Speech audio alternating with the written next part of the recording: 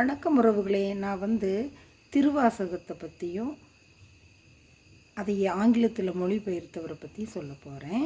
எனக்கு தெரிஞ்சது உங்கள்கிட்ட பகிர்ந்துக்கிறேன். திருவாசகத்தை ஆங்கிலத்தில் மொழிபெயர்த்தவர் ஜிவி போப் அப்படிங்கிறவர் 1904 அவர் இறக்குறப்ப என்ன எழுதி வச்சுட்டு இறந்தாருன்னா, என்னை லண்டன்லேயே புதைச்சதுக்கு மேலே கல்லறை கட்டுங்க, அந்த கல்லறை கட்டுற பணம் வெள்ளைக்காரன் கொடுக்கக்கூடாது, மாணிக்க வாசகர் பிறந்த தமிழ்நாட்டிலேருந்து வசூல் பண்ணி எனக்கு கல்லறை கட்டுங்கன்னு சொல்லி செத்தாராம்.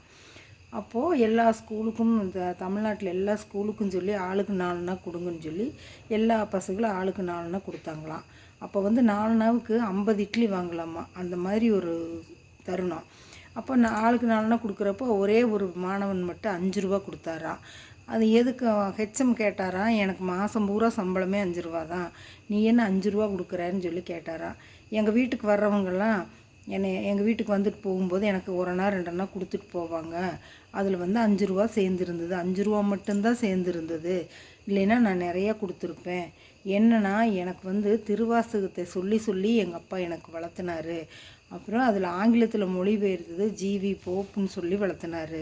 அதனால் எனக்கு அவர் மேலே ஒரு மரியாதை, இன்னும் காசு இருந்தால் நான் நிறையா கொடுத்துருப்பேன்னு சொன்னாராம். அந்த மாணவன் யார் தெரியுங்களா? திருவிக்கான்னு சொல்கிற திருவி கல்யாண சுந்தரனார் அவர்கள் தான். நம்ம குழந்தைகளுக்கு இது மாதிரி சொல்லி கொடுத்து நம்மளும் நல்லது செய்கிறவங்களுக்கு நல்லது செய்ய சொல்லலாம்.